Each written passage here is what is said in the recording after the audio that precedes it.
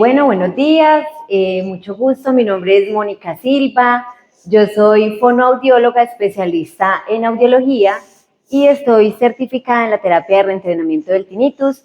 Yo creo que el día de ayer quedaron muchas dudas, muchas inquietudes sobre el manejo de la terapia de reentrenamiento del tinnitus y les quiero contar con todo el orgullo de que nosotros llevamos trabajando desde hace más o menos 5 años esta terapia utilizando este protocolo internacional en Oigamos y hemos tenido demasiados buenos resultados. Entonces espero que disfruten esta charla y que podamos aprender un poquito sobre ella. Hace más de 35 años todos los estudios del tinnitus se enfocaban mucho en la parte periférica del sistema auditivo, específicamente en la cóclea, y empezaron a ver y analizar todas las reacciones negativas, todas las quejas que referían los pacientes del tinnitus y se dieron cuenta de que estos pacientes sufrían mucho de insomnio, tenían problemas de concentración, problemas de malestar, angustia, ansiedad, depresión, y eso empezó a considerarse como un problema que tenía que ser estudiado. Entonces se dieron cuenta a partir de este análisis que habían otros sistemas, aparte del sistema auditivo, involucrados en la parte del tinnitus, como lo eran el sistema límbico y el sistema autónomo.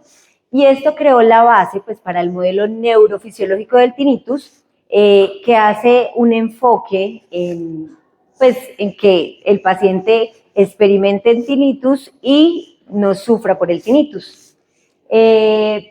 A pesar de que el 80% de los pacientes de tinnitus no presentan reacciones negativas, las investigaciones siguieron atentas en todo lo que tiene que ver con los mecanismos de percepción del tinnitus y no con los mecanismos responsables del tinnitus. Y es así como se creó este modelo neurofisiológico del tinnitus, y en este modelo se crea un diagrama donde nos muestran un procesamiento consciente y un procesamiento subconsciente. Al estudiar 300 pacientes de tinnitus, se dieron cuenta que los pacientes que presentaban un tinnitus crónico que generaba más reacciones negativas estaban siendo activados por este procesamiento subconsciente, y los pacientes que presentaban un tinnitus inicial con pocas reacciones negativas tenían más activo esta percepción consciente. Y en base a este modelo neurofisiológico del tinnitus, el doctor Jastreboff en 1985 creó la terapia de reentrenamiento del tinnitus. Esta terapia, este reentrenamiento del tinnitus, fue presentada como tesis doctoral del doctor Jastreboff con una evidencia científica grado A, y él creó esta terapia cuyo enfoque, cuyo objetivo es eliminar esas conexiones que hay entre el sistema auditivo y otros sistemas del cerebro para poder lograr la habituación de las reacciones negativas. Entonces, el objetivo de esta terapia no es modificar la señal del tinnitus, sino modificar estas reacciones y estas conexiones que se presentan entre el sistema auditivo y otros sistemas como lo son el sistema límbico y el sistema autónomo. ¿Qué hacemos nosotros primero? Lo primero que necesitamos hacer es tener esa evaluación audiológica básica. Entonces, como lo mencionaron anteriormente, hacemos audiometría, logoaudiometría, imitancia acústica, autoemisiones y ecufenometría. Y acá involucramos 2 pruebas que son muy importantes para poder realizar este reentrenamiento, que son los niveles de disconfort para descartar que haya una hiperacusia y el umbral de ruido blanco, que más adelante nos va a servir a nosotros para poder programar ese generador de sonido si el paciente lo requiere. Realizamos una evaluación muy exhaustiva. Esta evaluación es muy importante porque nos va a ayudar a categorizar el paciente. Entonces, aplicamos una anamnesis que consta más o menos de unos 30 a 35 ítems, donde el paciente va a describir todas las sensaciones que le está generando el tinnitus, nos va a decir si hay hipoacusia e hiperacusia, y ya aplicamos estos 2 cuestionarios. Ustedes lo conocen, el THI y el TQR, que nos va a decir cuál es el porcentaje de reacciones negativas y esas reacciones adversas que está generando el tinnitus. Si nuestro paciente presenta hiperacusia, tenemos que hacer un cuestionario más, que es el Hyperacusis Handicap Inventory, para determinar qué grado de hiperacusia tiene. Y cuando vemos en esa anamnesis que nuestro paciente tiene ansiedad, depresión, es importante poder aplicar el Beck Depression Inventory 2 para poder determinar si el paciente pues, tiene depresión y necesita otro manejo. Estos son los resultados que nosotros podemos encontrar y cada uno de los cuestionarios nos va a dar un grado de severidad desde el grado leve hasta el grado catastrófico. Después empezamos a categorizar al paciente. Entonces, Jastreboff creó 5 categorías. Tenemos una categoría 0, que es cuando el paciente tiene un tinnitus muy reciente, de más o menos 6 meses, y el tinnitus no es un problema significativo. Tenemos una categoría 1, donde ya el tinnitus empieza a ser un problema significativo, pero el paciente no presenta hipoacusia. Tenemos la categoría 2, donde el tinnitus es significativo y la hipoacusia es significativa. Con el modelo de Jastreboff es importante tener en cuenta que la hipoacusia no la tomamos como se ha venido tomando desde hace mucho tiempo. Cualquier descenso que esté por debajo de 15 decibeles va a ser una hipoacusia y debe ser considerado como un paciente de categoría 2. Y acá entran 2 categorías que son muy importantes, que es manejada en la terapia del tinnitus, que es la disminución a la tolerancia del sonido. Entonces, en la categoría 3 vamos a encontrar los pacientes cuyo tinnitus no es significativo, pero tienen hiperacusia, y en la categoría 4 vamos a encontrar a los pacientes que tienen un tinnitus significativo y donde hay intolerancia al sonido. Es importante también considerar que pues hay otras patologías del sistema auditivo que están asociados a este tinnitus, como lo son la hipoacusia, la disminución a la tolerancia del sonido y el síndrome del tensor del tímpano. Entonces, es importante manejar estas para poder que el tratamiento de reentrenamiento sea eficaz. Bueno, nosotros contamos con un equipo interdisciplinario muy completo por todo lo que acabamos de explicar. Entonces, contamos con el apoyo de un otorrino, un otólogo, el audiólogo, la psicóloga, y tenemos una fonoaudióloga que nos va a ayudar mucho en todo lo que es el proceso de liberación miofacial de la articulación temporomandibular. La terapia de reentrenamiento del tinnitus tiene 2 momentos, un momento de consejería y un momento de terapia sonora. Entonces, en la consejería lo que nosotros buscamos es educar al paciente sobre el modelo neurofisiológico del tinnitus. Esto lo que va a hacer es facilitar la reclasificación de la señal del tinnitus y poder eliminar todas esas reacciones negativas que me va a generar el tinnitus. Mientras que en la terapia sonora lo que buscamos es modificar el procesamiento auditivo en los niveles subconscientes primarios para poder facilitar la habituación a la señal del tinnitus. Entonces, en la consejería lo que nosotros estamos haciendo es modificar ese procesamiento a nivel consciente primario y en la terapia sonora modificar ese procesamiento subconsciente. ¿Qué hace nuestra fonoaudióloga? Nuestra fonoaudióloga hace una labor muy, muy interesante porque resulta que ya han salido muchos estudios donde nos están mostrando que el tinnitus está muy asociado a síndrome de latigazo, alteraciones en la articulación temporomandibular y a episodios de bruxismo muy crónico. Entonces, nuestra fonoaudióloga lo que hace es hacer un tratamiento integral a nivel del complejo cráneo-cérvico-mandibular y de esta manera va a liberar tejidos para poder disminuir esa tensión muscular que va a generar la percepción del tinnitus. Nuestra psicóloga no va a tratar los pacientes que sufren de depresión y ansiedad. Ese no es su enfoque porque realmente el enfoque de estos pacientes es estar con su ayuda con el psiquiatra y con su medicación, pero la psicóloga va a ayudarnos a crear herramientas en algunos pacientes que lo necesitan para manejar ese sistema nervioso, esa parte límbica y esa parte del sistema autónomo y así facilitar al paciente para que se sienta libre de prejuicios, de miedos y se sienta acompañado durante este reentrenamiento. Jástreboff menciona mucho todo lo que tiene que ver con la disminución de la tolerancia al sonido. Entonces, acá manejamos tres términos que ayer la doctora Irma nos los aclaró, y esta intolerancia al sonido tiene que ser manejada a través de un proceso de resensibilización.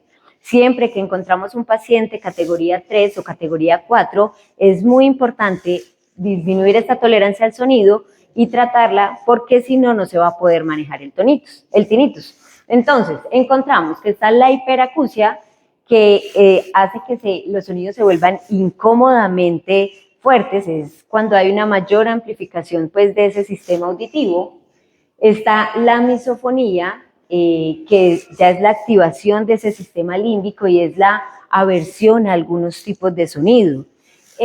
Por ejemplo, el chasquido de una persona cuando están tecleando el mouse, el zapateo pues con los tacones.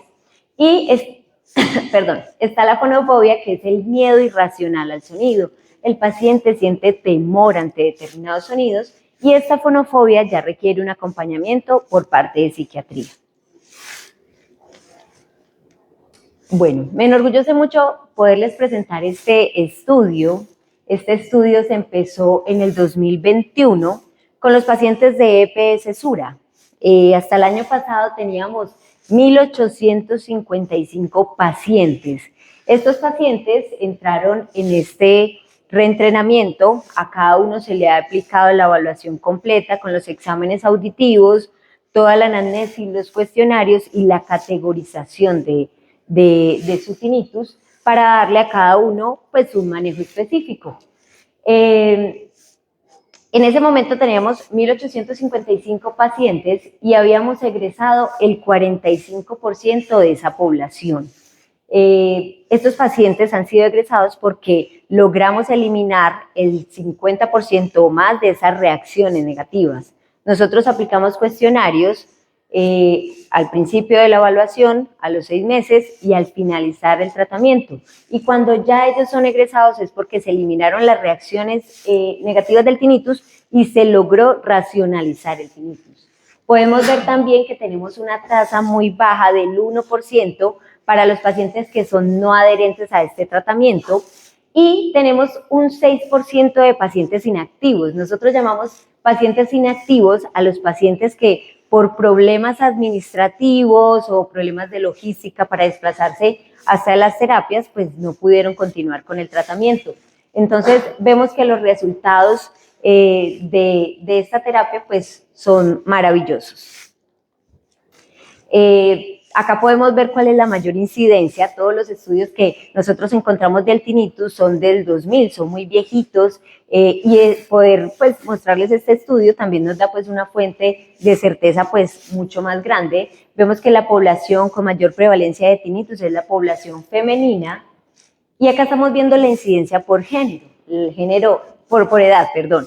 Las edades que más prevalecen son de los 50 a los 70 años, y esto coincide mucho con la categoría del tinnitus. La categoría del tinnitus que más prevalece es la categoría 2, o sea que eso está asociado mucho a la presbiacusia.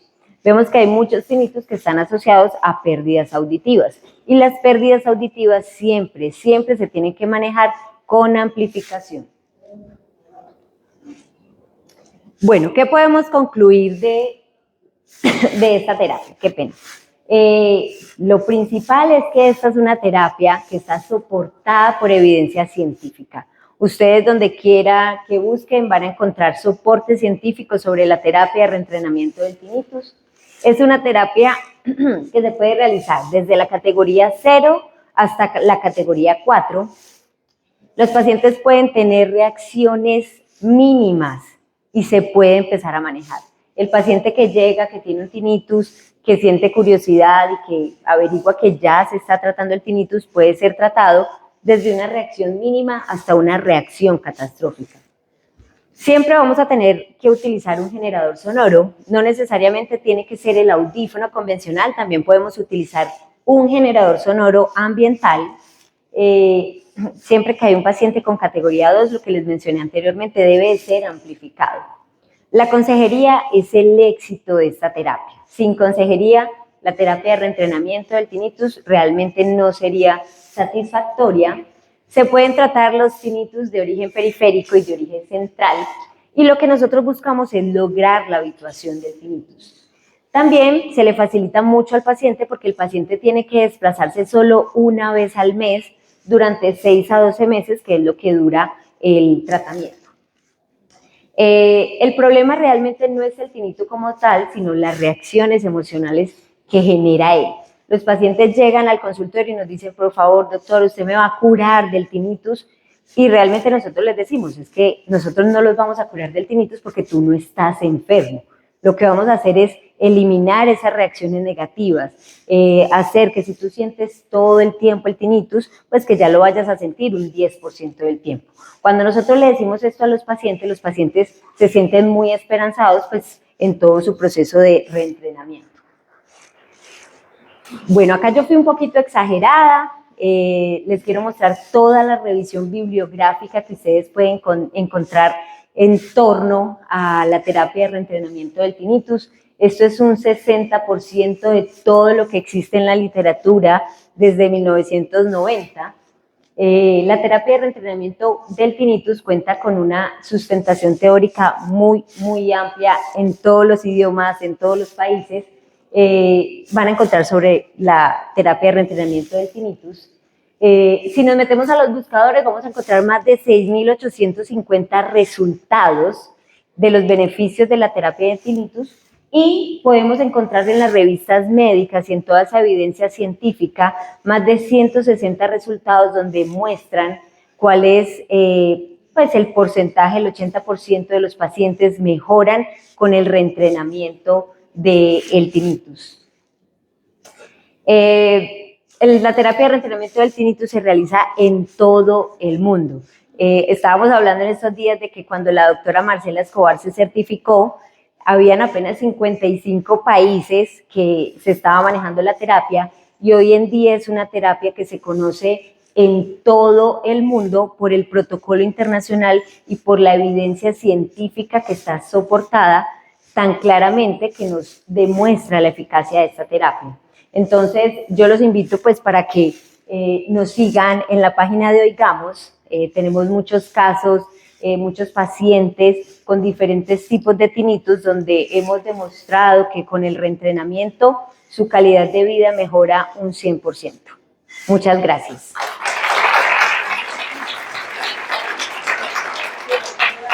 ¿Tienen alguna duda?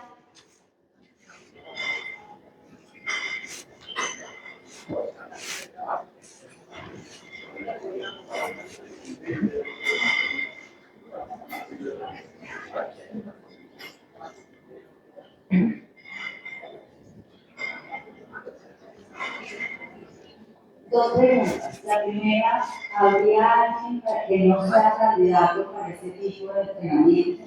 Sí, nosotros en el protocolo tenemos pacientes pues que realmente no podrían ser candidatos, que serían las personas que tienen problemas cognitivos, una persona que realmente no entienda ni logre racionalizar este reentrenamiento no podría ser candidato para la terapia. Tuvimos un caso de un niño con un tinnitus, pero este niño tuvo que ser remitido pues a psiquiatría porque realmente la percepción del tinnitus se debía a otras cosas. Entonces, todos los pacientes que tengan un problema cognitivo de base, que no logren racionalizar y comprender la consejería, no sería un candidato para esta terapia. Esa era mi segunda pregunta, si tenían alguna experiencia con demencia. Exacto, sí. Entonces, se presentan porque mire que la mayor población es categoría 2, entonces hay muchos casos de demencia y Alzheimer y no son candidatos para este reentrenamiento.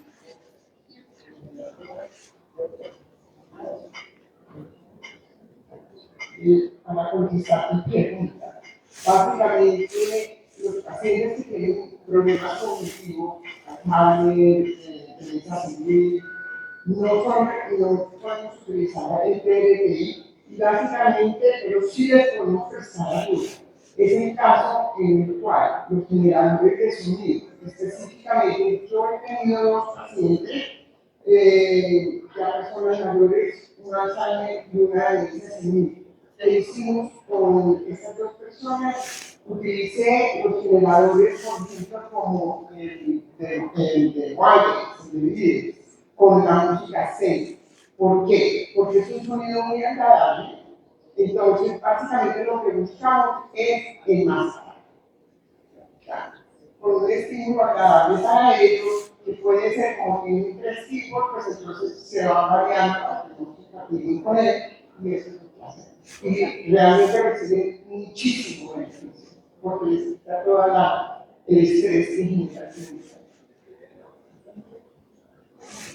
Yo le doy una Claro. pues es que aquí hay poquitos medios, pero en el caso de nosotros tenemos una limitación que es el tiempo de la consulta.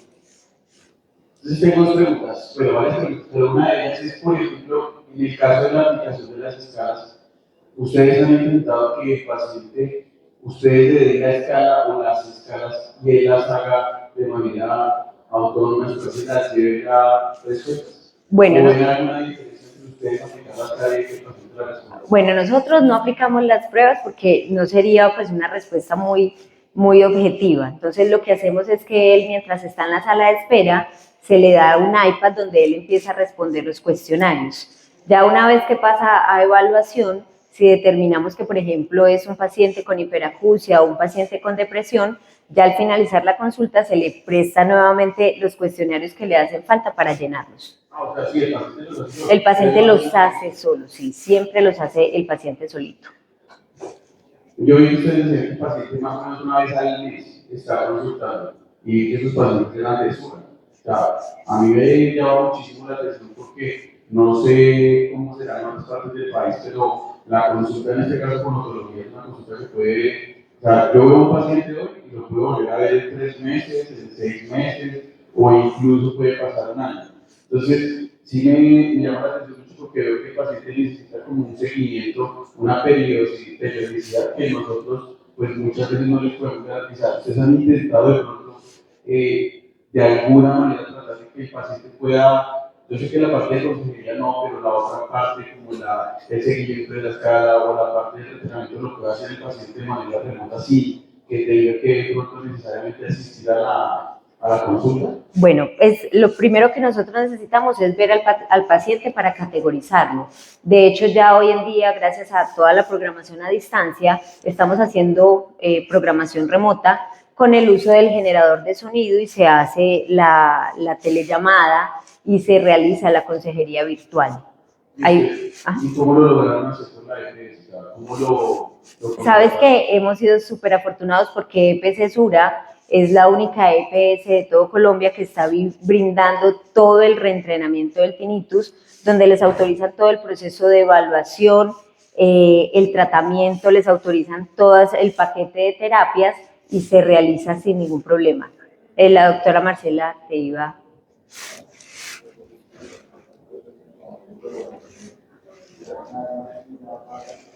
Hace 4 años tuvimos la aproximación de Sura. Nosotros al presentarles a ellos todo el protocolo y cómo era el seguimiento y cómo se hace el proceso, logramos contratar con ellos en una forma en la cual nos quedan preaprobados, se hace un paquete que está preaprobado en las consultas en la medida que se necesita. Nosotros consideramos básicamente que la mayoría de los pacientes con 10 sesiones salen de la terapia, pero inclusive esas 10 sesiones todo depende al paciente, ¿verdad? Pero hay pacientes que, sobre todo si el tinnitus no se ha establecido por muy largo tiempo, entonces descondicionar es mucho más fácil y requiere menos tiempo. Depende mucho del nivel sociocultural del paciente, de su voluntad de colaborar. Entonces, realmente, hay pacientes que pueden salir en 5 sesiones. Entonces, nosotros simplemente facturamos las sesiones del paciente.